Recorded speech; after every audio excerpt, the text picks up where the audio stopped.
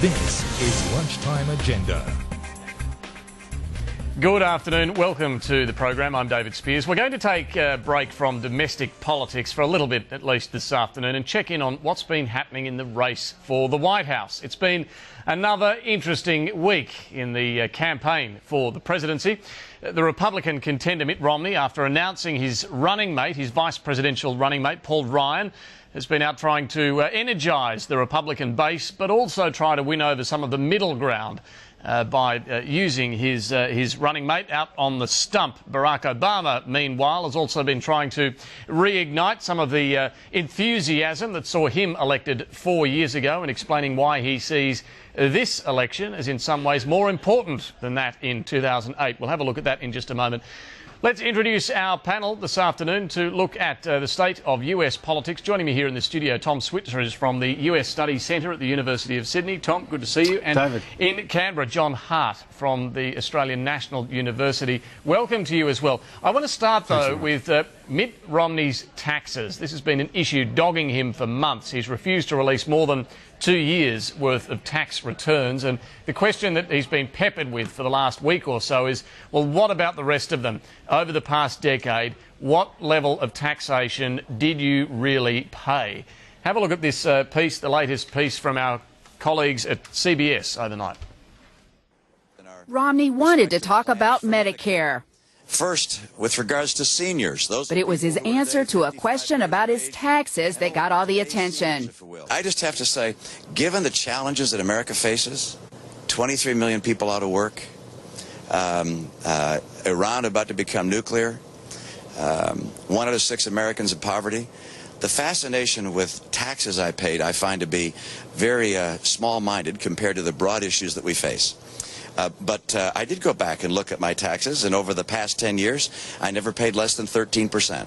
Romney's remark is just more fodder for the Democrats, who have been hitting him for saying he'll release just the last 2 years of his tax returns. Today, the Obama campaign had this response. Since there is substantial reason to doubt his claims, we have a simple message for him. Prove it.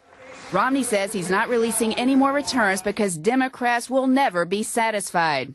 In January, Romney released his 2010 returns and estimates for 2011. He paid a 14% effective tax rate in 2010, $3 million in federal taxes on income of $21.7 million, and he made $3 million in charitable contributions. By contrast, in 2010, President Obama paid a 26% effective rate, $454,000 in federal taxes on income of $1.7 million, after giving $245,000 to charity. All right, Tom Switzer, what do you think? Is this tax issue still hurting Mitt Romney? Well, it's not going away, and I think his response is too defensive. He should just release them. When he was under the gun earlier this year, during the Republican primaries, he went out of his way to release some of his tax returns, but not all of them. Presumably he's got something to hide if he's not releasing all of them. He's probably worried. I mean, the problem with Romney is that he can't go on the front foot and defend his policies. This has always been a weakness with Romney. That's why he's probably selected someone like Paul Ryan, who actually is quite articulate and sound in substance. That's his big problem. But look, this is a gift for the Democrats because the goal all along has been to portray him as Mr. Monopoly Man without the top hat and the cane. Forget the the numbers here, John Hart. 13%. It doesn't sound like much of a tax rate for those of us here in Australia, particularly for a high income earner. You would expect them to pay a lot more than that. The whole point here is, as Tom says, painting Mitt Romney as Richie Rich, as a moneybags candidate. That's the whole aim here, isn't it? Well, why not? I mean, it works. 13% is a pretty low rate to pay, particularly on that amount of income. And Tom's absolutely right.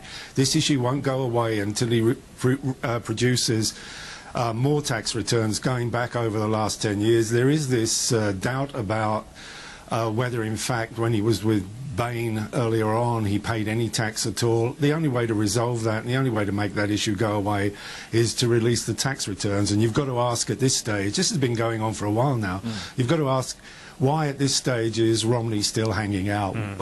Obviously it does feed suspicions about what he's got to hide.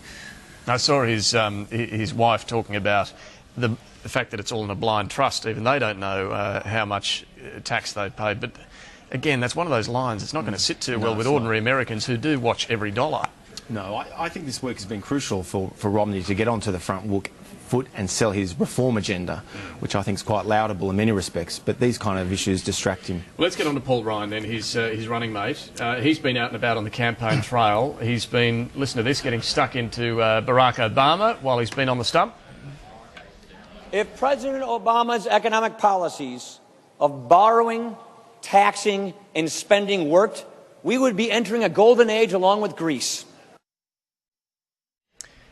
He's also been giving Mitt Romney a rap, as you would expect. Take a look.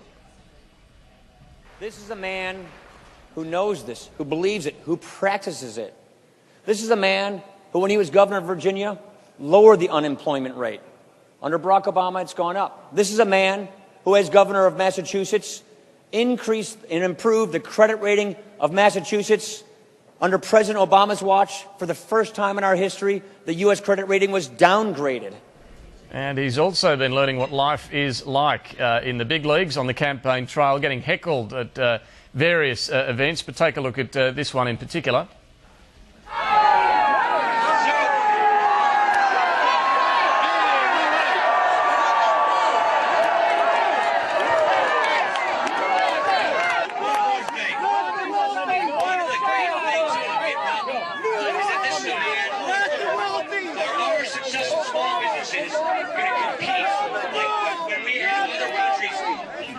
Repudiation of this extremist charge that the Democrats will throw at him. Although he represents the Tea Party wing of the Republican Party, he is no Sarah Palin. I think that however good a campaigner she was, she could easily be portrayed as a know-nothing populist. This man is sound in substance. He has a sunny demeanour. He's friendly. He's been receiving a lot of praise from some Democrats until this week. Yeah. So you think he's a good pick?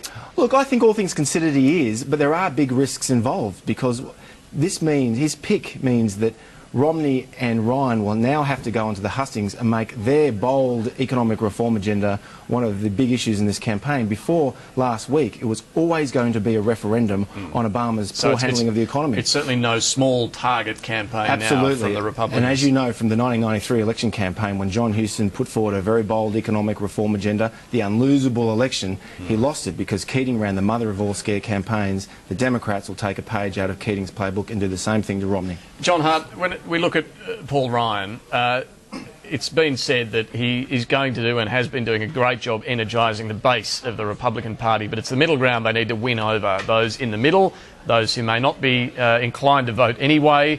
What do you think, a week in, how is Paul Ryan performing? Well, the idea that he's energising the base is what one would expect if you put up a very conservative, hardline, anti-government politician. And in a way, I think Romney had to do that because his major failing so far is that in the primary contest, he did very badly with the conservative Republicans, particularly in the South, and he needs someone like Ryan.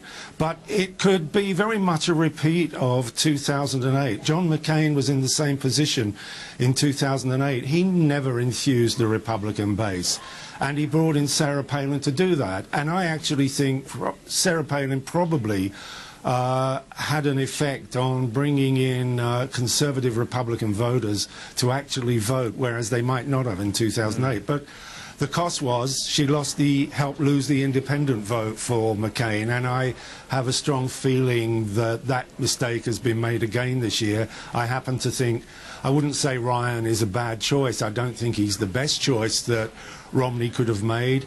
And the effect of Ryan is not so much that whether he'll win or lose votes for the ticket, because by and large most Americans vote for the presidential candidate because of who the presidential candidate is. There's not much evidence that Americans vote for the number one because of the number two. The most a number two can do is perhaps help win their home state for the ticket, whereas the president might not otherwise have won it.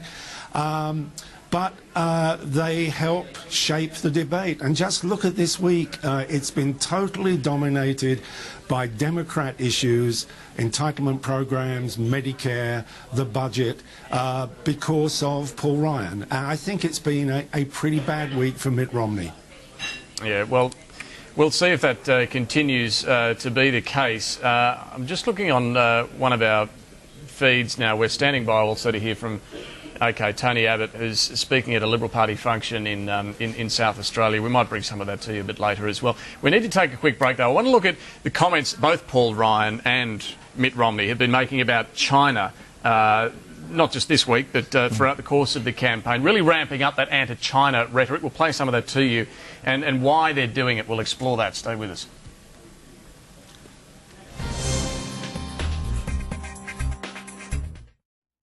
There are machines that can do things for us, that can see right through us, want to replace us. But they are not us. There is one machine as alive as we are. It doesn't click or buzz. It roars. Jaguar.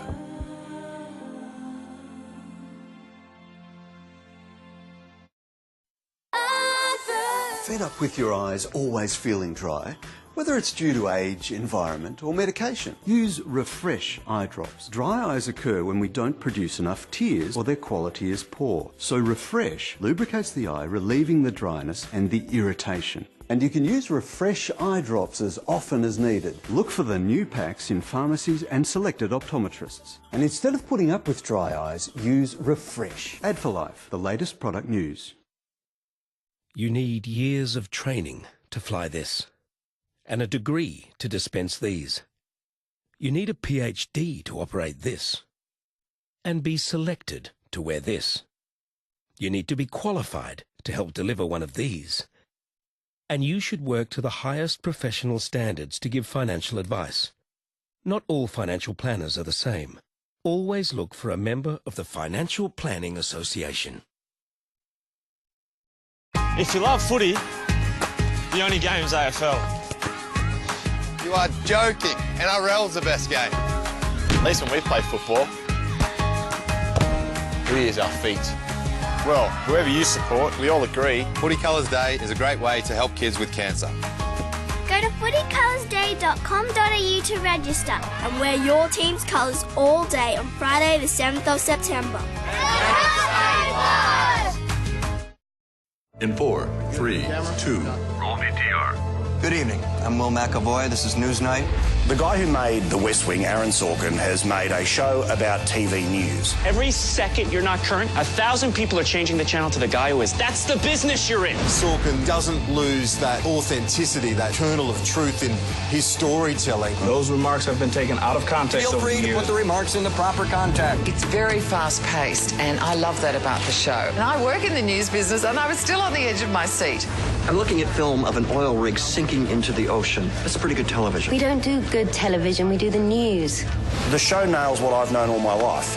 News matters. I was fighting the good fight. How's it going so far? Progress is slow, but I'm in it for the long haul. We're going to do the best news on TV. If this show makes us journalists think even for one moment about what we're doing, then I think it's done a great service. More than a TV show would normally do, which is just entertain. Welcome back to the program. We're talking US politics, checking in on how the campaign for the White House is going this week, and joined by Tom Switzer here with me in the studio, John Hart in Canberra. I want to talk about what Mitt Romney particularly has had to say on China. He's been weaving throughout his campaign speeches this sort of regular attack on China. Here was the latest this week. This is still the greatest nation on earth. I know there are people around the world who are always critical of America, have something negative to say our greatest days are in the past. Baloney. We just won more Olympic medals than any other nation on earth. And you also just saw we just landed on Mars and took a good look at what's going on there. And I know the Chinese are planning on going to the moon, and I hope they have a good experience doing that. And I hope they stop in and take a look at our flag that was put there 43 years ago. Look, Tom Switzer, it's a nice line. Does that play well, though? This sort of, you could call that a bit of a dig, but he's also been accusing China of stealing American technology and intellectual property, of manipulating its currency. I mean, he's not holding back. Look, as a free trader and someone who supports close relations between China, he's right. No, I'd say it's wrong, but I think we need to put this in some historical context. Barack Obama in 2008, when he was running for president, said virtually the same thing about China being a currency manipulator and that he would threaten to put tariffs on China, close them out of the US market. Bill Clinton, when he ran for office in 1992, lambasted President George H.W. Bush for cuddling brutal tyrants in Beijing after the Tiananmen Square massacres. Ronald Reagan did much the same thing against Jimmy Carter. So they do one thing when they're that's right. a candidate. If they are in the White House, they tone it down. Indeed, their anti-China rhetoric when they're campaigning is often toned down, and they become more pragmatic and they adopt realist positions. Having said all of that, I do think the circumstances are changing. China's rise as a great power means different things for Australia and America, and for America it does mean the emergence of a serious geopolitical player on the world stage. Well, I guess, John Hart, the key is, does China know that this is just the stuff of campaigns, that it doesn't really mean this is what Romney would be like as a president? Or what do you think? Is this particularly damaging? It's hard to figure out what China thinks about the West. It is damaging. I agree with Tom. I mean, I don't think there's a great deal of difference between Romney's concerns about China and those of the Obama administration. I think the issue is how do you deal with them? And with China, it's delicate. And, you know, upsetting China can be costly. I mean, in a way, China is boosting or making possible America's huge budget deficit at the moment. I think what it does do to Romney and to Ryan is to reinforce a lot of the criticism about inexperience in handling foreign policy. Well, particularly the comments he made on Iran and even the dig that he had at London for being unprepared for the Olympics. Impression that Romney gave a few weeks ago when he visited London. I mean, an American ally, there was no need for him to make the kind of undiplomatic statements that he did make about the Olympic Games. It reinforces an impression. It's not surprising that Obama is leading in the opinion polls where they ask voters, who do you think best handles foreign policy? Well, more generally in the opinion polls, Barack Obama is still just in front.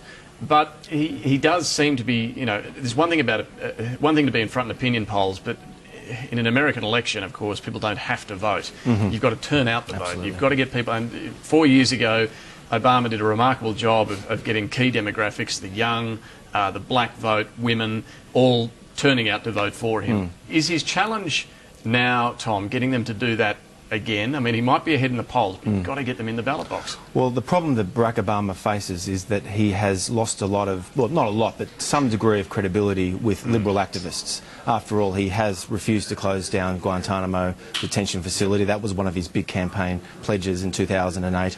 He's more than doubled US troops to a, you know, what many people think is a depressing and endless war in Afghanistan.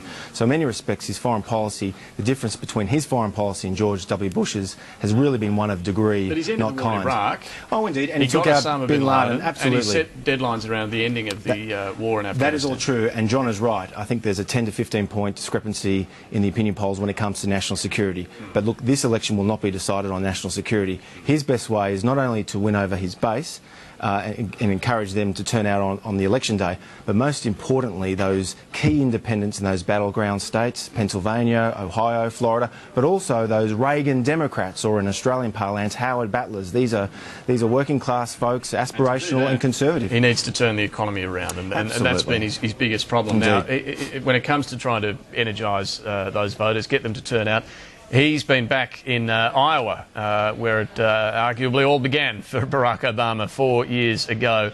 Have a look at this, trying to explain to voters why this election is so important. Once again, you face a critical choice in November. In some ways, this is even more important an election than 2008, because this choice could not be bigger. It's not just a choice between two candidates. It's not just a choice between two political parties. It is a choice between two fundamentally different visions of how America became great and how it's going to stay great.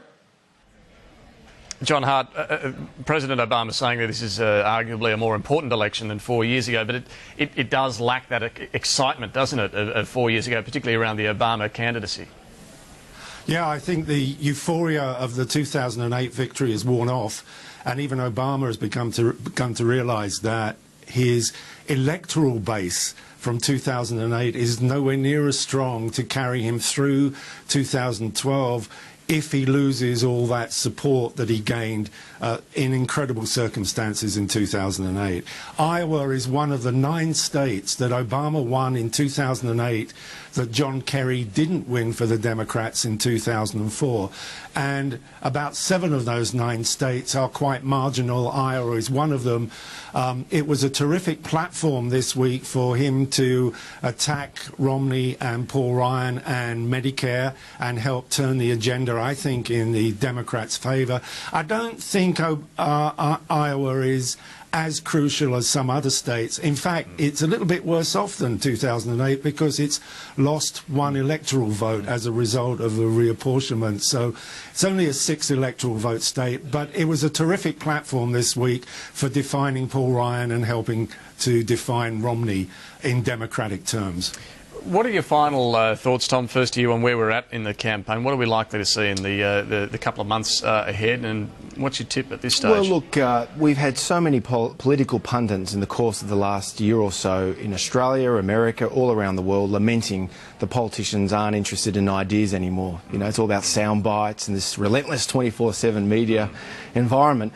Well, you've got to give some credit to Romney for being bold enough to select someone who's prepared to go out onto the hustings and propose serious, structural, bold, radical reforms. Now, I'm not so sure that this will play well in certain parts of those battleground states, but this election contest is now fundamentally a battle between 2 distinct philosophies on how government should operate. Romney and Ryan are representing small government, free market, economic reform agenda versus Obama's more let government solve it liberalism. And Romney has to take some risks, doesn't he? He's got to be bold. Well, yes and no. I mean, on the one hand, he could have merely just made Obama the issue. I mean, the unemployment rate is persistently high at 8.3%. The debt levels are skyrocketing. The American people are in a very foul mood. I mean, something like 80% of the people think their country is heading in the wrong direction. By focusing the attention on his own bold economic reform agenda, that gives Obama an out to run a scare campaign. John Hart, finally, where do you think things are at in this campaign, and what's your prediction of what will happen? Look, so far, I wouldn't say the campaign has been substance-free, but it's just been a couple of notches above that. And what's coming up in the next 2 weeks is one of the pivotal events in the campaign season, the party conventions. The other pivotal event, I think, now is the presidential televised debates. Next week, the Republicans are meeting in Florida. The week after, the Democrats are meeting in North Carolina. The conventions, I think, will define the candidates and the party platform more clearly. I think both Romney and Obama will be forced to be more specific about some of the crucial problems. And so I'm a bit cautious. I mean, I think once you get over that hurdle, you might have a clearer idea of how the race is shaping up. But you can't deny all the opinion polls are showing at the moment it's a very tight race. But we're still some way off from November the 6th. We certainly are, and no doubt we'll be talking to both of you before then. I'd appreciate that. Thanks for your time this afternoon. John Hart from the Australian National University. Tom Switzer from the US Study Centre at Sydney University. Thank you. Thanks, David. John? After the break, Newsday continues with Ashley Gillen. Stay with us on Sky News.